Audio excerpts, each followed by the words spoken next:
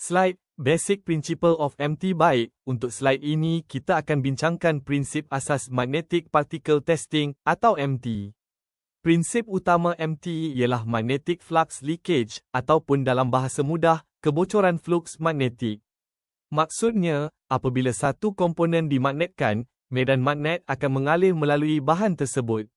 Jika bahan itu berada dalam keadaan baik, tanpa sebarang kecacatan, aliran medan magnet akan bergerak dengan lancar melalui komponen.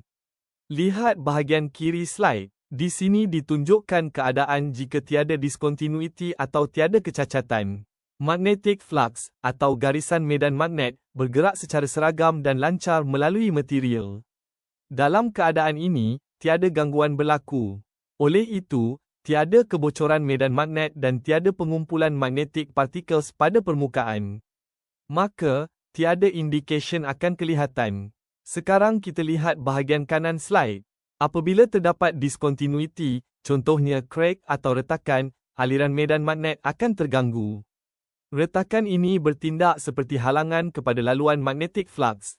Disebabkan gangguan ini, magnetic flux tidak dapat mengalir dengan lancar melalui material. Apabila flux terganggu, akan terbentuk magnetic poles pada permukaan defek, biasanya di bahagian hujung atau muka retakan.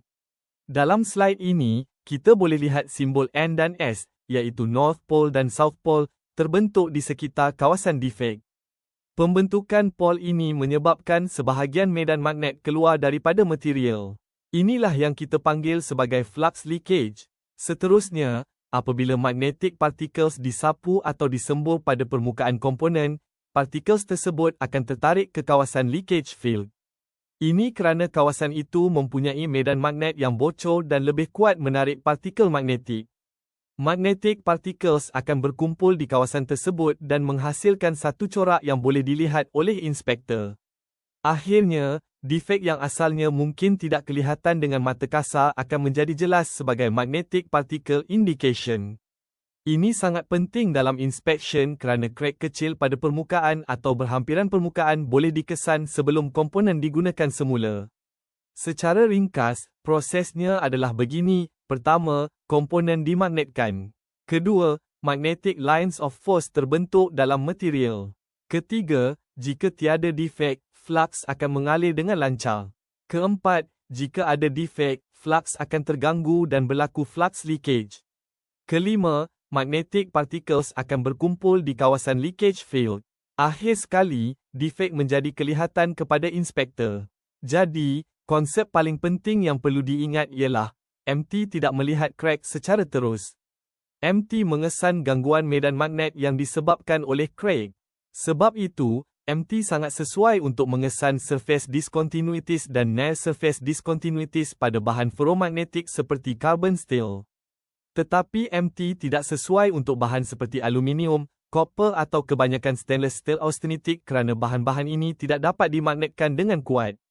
Sebagai contoh mudah, bayangkan aliran air dalam paip. Jika paip itu licin dan tiada halangan, air mengalir dengan lancar. Tetapi jika ada batu atau halangan dalam paip, aliran air akan terganggu.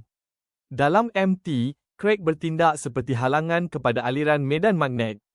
Gangguan inilah yang membantu kita mengesan lokasi defek. Kesimpulannya, prinsip asas MT ialah magnetize the component, create magnetic flux, detect flux leakage, apply magnetic particles, and observe the visible indication.